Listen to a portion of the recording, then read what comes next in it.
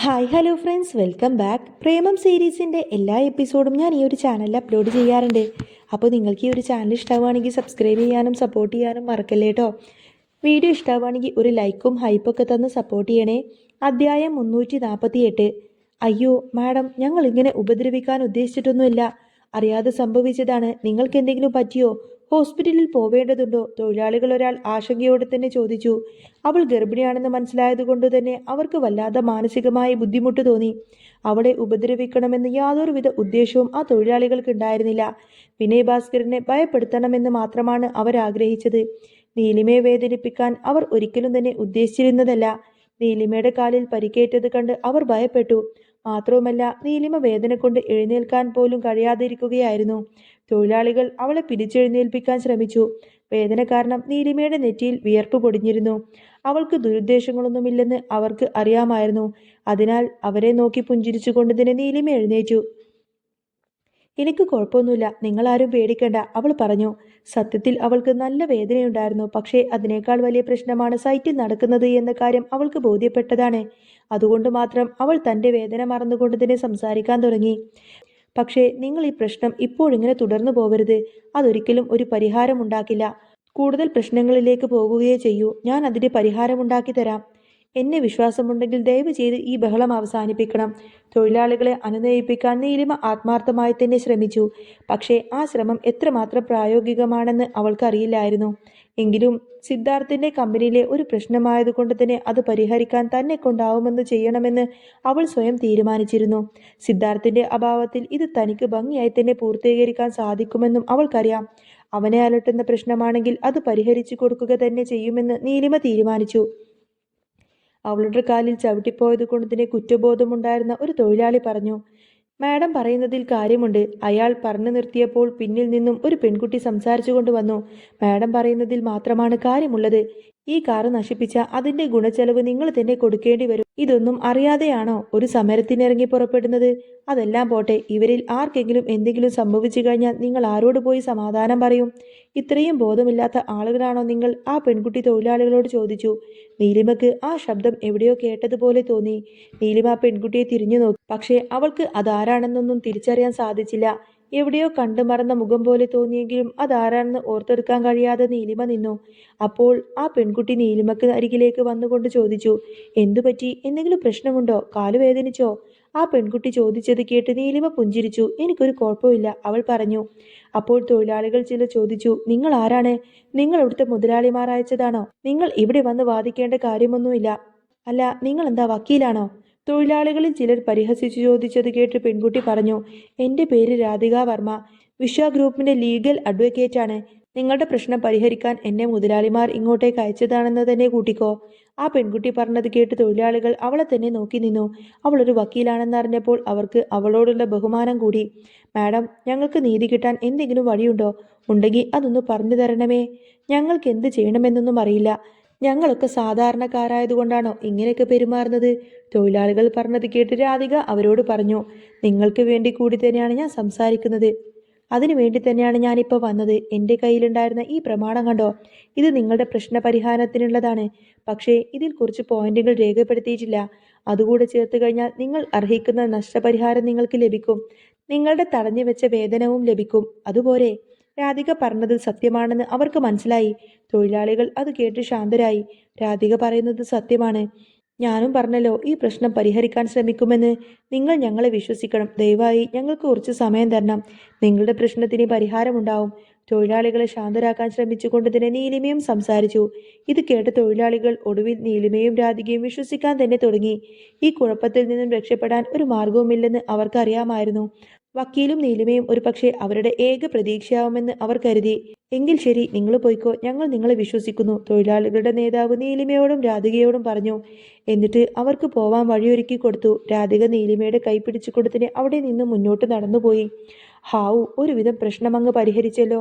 എനിക്കിപ്പോഴാണ് സമാധാനമായത്, നീലിമ ആശ്വാസത്തോടെ പറഞ്ഞു. അത് കേട്ട് രാധിക ചിരിച്ചുകൊണ്ട് തന്നെ നീലിമയെ നോക്കി. അല്ല മാഡം, ഇത്തരം കാര്യങ്ങൾ ഇപ്പോഴേ പേടിക്കാൻ തുടങ്ങിയാൽ എങ്ങനെയാ? ഇതിലും വലിയ കാര്യങ്ങളൊക്കെ കമ്പനിയിൽ നടക്കുന്നുണ്ട്. അതൊക്കെ അറിഞ്ഞാൽ നിങ്ങൾ ബോധം കെട്ട് വീഴുമല്ലോ, അവൾ അഭിപ്രായപ്പെട്ടു. ഇത് കേട്ടപ്പോൾ നീലിമ ഒന്ന് ചിരിച്ചു.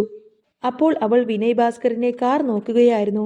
അത് അവിടെയൊന്നും തന്നെ ഉണ്ടായിരുന്നില്ല. അവിടെ നിന്ന് അവൻ എപ്പോഴോ മുങ്ങിയിരിക്കുകയാണെന്ന് നീലിമ ചിന്തിച്ചു. മാഡത്തിന്റെ പേരെന്താണ്? രാധിക ചോദിച്ചു. നീലിമ അത് കേട്ട് തലയുയർത്തി നോക്കി. എന്റെ പേര് നീലിമ. നീലിമയെ നോക്കി രാധിക ചെറുതായി ചിരിച്ചു. നല്ല പേരാണ്, ഒരു വെറൈറ്റിയൊക്കെ ഉണ്ട്. പക്ഷേ അത് പറയുമ്പോൾ രാധിക ആലോചിച്ചു. ഈ പേര് ഞാൻ മുൻപ് എവിടെയോ കേട്ടിട്ടുണ്ട്. പക്ഷേ അത് എവിടെയാണെന്ന് മാത്രം ഓർത്തെടുക്കാൻ എനിക്ക് സാധിക്കുന്നില്ല. അവൾ നീലിമയോട് അതിനെക്കുറിച്ച് പറഞ്ഞതുമില്ല. നീലിമയുടെ കാലിൽ കാര്യമായ പരിക്ക് പറ്റിയെന്ന് പെട്ടെന്ന് ഓർത്തപ്പോൾ രാധിക നീലിമയെ വീണ്ടും പരിശോധിച്ചു. നിങ്ങൾക്ക് ഒറ്റയ്ക്ക് പോകാൻ സാധിക്കുമോ? ഞാൻ കൊണ്ടുവിടണോ? എന്റെ കാർ ദാ അവിടെ കിടക്കുന്നുണ്ട്. രാധിക താൻ വന്ന കാറിന് നേരെ ചൂണ്ടിക്കൊണ്ട് പറഞ്ഞു. അവിടെ ഒരു ചുവന്ന കാർ പാർക്ക് ചെയ്തിരിക്കുന്നത് നീലിമ കണ്ടു. നീലിമക്ക് തനിയെ പോവാൻ കഴിയുമായിരുന്നില്ല. കാരണം അവളുടെ കാലിൽ അത്യാവശ്യം നല്ല മുറിവുണ്ട്. വേദന തോന്നിക്കൊണ്ട് തന്നെ അവൾ കാൽ നിലത്ത് വെക്കാൻ കഴിയുന്നുണ്ടായിരുന്നില്ല. അതുകൊണ്ട് അവൾ രാധികയോട് പറഞ്ഞു, എന്നെ കൊണ്ടുവിടാമെങ്കിൽ വലിയ ഉപകാരമായിരിക്കും. ഞാൻ വന്ന കാർ ഇപ്പോൾ കാണാനില്ല. കാലുവേദനയുള്ളത് കൊണ്ട് എനിക്കൊരു ടാക്സിയൊക്കെ പിടിച്ചു പോകാൻ അല്പം ബുദ്ധിമുട്ടുണ്ട്. രാധിക അത് കേട്ടപ്പോൾ നീലിമയെ സന്തോഷത്തോടെ കാറിലേക്ക് നയിച്ചു. അപ്പോൾ നീലിമ ചോദിച്ചു, അല്ല രാധികെ, സത്യത്തിൽ നിങ്ങൾ ആ വിശ്വ ഗ്രൂപ്പിന്റെ ലീഗൽ അഡ്വൈസർ തന്നെയാണോ? ഇത് കേട്ട് രാധിക ചിരിച്ചു. എന്നിട്ട് പറഞ്ഞു, സത്യത്തിൽ ഞാൻ വിശ്വ ഗ്രൂപ്പിന്റെ ആരുമല്ല. തൊഴിലാളികൾക്ക് വേണ്ടി വാദിക്കാമെന്ന വക്കീല് മാത്രമാണ്. അവർക്ക് സ്വന്തമായി വക്കീലിനെ വെക്കണമെന്നൊന്നും പാടില്ലല്ലോ. അതുകൊണ്ട് ഞാൻ തന്നെ സ്വന്തമായി ആ കേസ് ഏറ്റെടുത്തതാണ്. അങ്ങനെ കാര്യങ്ങളൊക്കെ തുറന്നു പറഞ്ഞാൽ അവർ സമ്മതിച്ചില്ലെങ്കിലോ എന്ന് കരുതിയാണ് ഞാൻ ഒന്നും വിട്ടു പറയാതിരുന്നത്. രാധിക പറഞ്ഞത് കേട്ടിട്ട് നീലിമ നോക്കി. അത് വളരെ നന്നായി. ഞാൻ നിങ്ങളെ ശരിക്കും അഭിനന്ദിക്കുന്നു. നീലിമ രാധികയെ പ്രശംസിച്ചു. രാധികയെ പോലെ നിസ്വാർത്ഥരായ ആളുകൾ ലോകത്ത് വളരെ കുറവാണെന്ന് നീലിമ അപ്പോൾ ചിന്തിച്ചു. നിങ്ങൾ അവരുടെ പക്ഷത്തുണ്ടെങ്കിൽ ഈ കേസ് പെട്ടെന്ന് തന്നെ പരിഹരിക്കപ്പെടുമെന്ന് എനിക്ക് ഉറപ്പുണ്ട്. നീലിമ രാധികയോട് ആത്മാർത്ഥമായി പറഞ്ഞു. സത്യത്തിൽ മാഡം, ഈ കേസ് അത്ര ചെറുതൊന്നുമല്ല. ഇത് പെട്ടെന്ന് പരിഹരിക്കപ്പെടുമെന്ന് എനിക്ക് തോന്നിയിട്ടുമില്ല. ഇത് വളരെ സങ്കീർണമായൊരു പ്രശ്നമാണ്. രാധിക ആശങ്കയോടെ പറഞ്ഞു. ഇത് കേട്ടപ്പോൾ നീലിമക്കും ആശങ്ക തോന്നി. നിങ്ങൾ എന്തായി ഉദ്ദേശിക്കുന്നത്? കരാറുകളിൽ തെളിവുകൾ കണ്ടെത്തിയെന്ന് നിങ്ങൾ പറഞ്ഞില്ലേ? അപ്പോൾ രാധിക തലയാട്ടി. കരാറുകളിൽ പഴുതുകളുണ്ട്. എന്നാൽ ഡ്രൈവർമാർ വളരെയധികം മിടുക്കരാണ്. ഈ കാറുകൾ വളരെയധികം നിബന്ധനകളും വ്യവസ്ഥകളും ഭൂരിഭാഗം മാനദണ്ഡങ്ങൾ പാലിക്കുന്നതുമാണ്. അധികം വിദ്യാഭ്യാസമില്ലാത്തതുകൊണ്ട് തന്നെ തൊഴിലാളികൾക്ക് അതൊന്നും മനസ്സിലാവില്ല. വിശ്വ ഗ്രൂപ്പിന്റെ ഉടമസ്ഥയിലുള്ളത് കൊണ്ട് അതിന്റെ മുതലാളികൾ ഇവർക്ക് വേണ്ടി എന്തെങ്കിലും ചെയ്യുമെന്ന് കരുതിയാണ് അവർ സമരം ചെയ്യുന്നത്. നീലിമ പ്രശ്നത്തിന്റെ അടിസ്ഥാനം മനസ്സിലാക്കാൻ തുടങ്ങി. തൊഴിലാളികളോട് അവൾക്ക് സഹതാപം തോന്നി. അപ്പോൾ തൊഴിലാളികൾക്ക് അവൾ ഒപ്പിട്ട കരാറിനെക്കുറിച്ച് പൂർണ്ണമായിട്ടും അറിവില്ലായിരുന്നോ? നീലിമ ചോദിച്ചു. അതാണ് പ്രധാന പ്രശ്നം. ഞാൻ ആ കരാറുകൾ ശ്രദ്ധാപൂർവം തന്നെ പരിശോധിച്ചു. അവയിൽ ഓരോന്നും ഓരോ തൊഴിലാളികളുടെയും ഒപ്പുണ്ട്. അവർ അറിയാതെയാണ് അതെല്ലാം തന്നെ ചെയ്തിരിക്കുന്നത്. രാധിക നെടുവീർപ്പോടെ പറഞ്ഞു. ഈ തൊഴിലാളികൾക്ക് ഈ കാര്യങ്ങളിൽ കാര്യമായ അറിവ് കുറവാണെന്ന വസ്തുത അവർ മുതലെടുത്തത് അവരെ ചതിച്ചിട്ടുണ്ടെന്നാണ് എനിക്ക് ഉറപ്പുണ്ട്. പക്ഷേ ഇത് തെളിയിക്കാൻ വളരെ ബുദ്ധിമുട്ടാണ്. അതെങ്ങനെ തെളിയിക്കുമെന്ന് ചിന്തിക്കുമ്പോൾ തന്നെ എനിക്ക് തലവേദന തുടങ്ങും. രാധിക വീണ്ടും പറഞ്ഞു. ആ പാവപ്പെട്ട തൊഴിലാളികൾ അവർ ഇത്രയും കാലം കഠിനാധ്വാനം ചെയ്തതല്ലേ? അവരെ ഇങ്ങനെ ഉപദ്രവിക്കരുതായിരുന്നു. നീലിമ വളരെ സഹതാപത്തോടെ പറഞ്ഞു. ഞാൻ എൻ്റെ പരമാവധി ശ്രമിക്കുന്നുണ്ട്. എന്തെങ്കിലും ഒരു നല്ല തീരുമാനം വരുമായിരിക്കും. രാധിക മറുപടി പറഞ്ഞു. രാധികയുടെ കണ്ണുകളിൽ പ്രതീക്ഷയുണ്ടായിരുന്നു.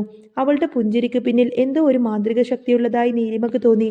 രാധികയുടെ ചിരി കണ്ടപ്പോൾ തന്നെ നീലിമക്കും ഒരു ധൈര്യം തോന്നി. നീലിമയുടെ ഓഫീസിൽ അടുത്തെത്തിയപ്പോൾ രാധിക കാറ് നിർത്തി.